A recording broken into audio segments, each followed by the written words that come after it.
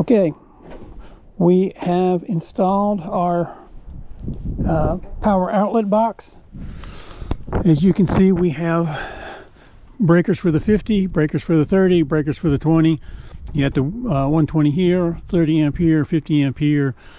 We went with a box, and yes, it is a hair offset. That's just how it worked out. We were planning to use something else, and I used the same hole, just widened it up enough to fit.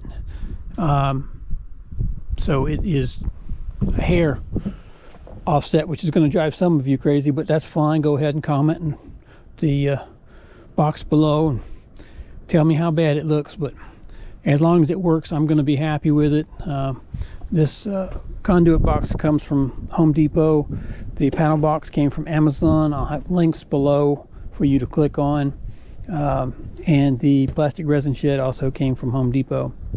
This will allow me to connect my L1s, my L2s, and my neutral and ground wire. Run them through this box. I can take this panel off for easy access, feed it into the building, and then connect to the inverter.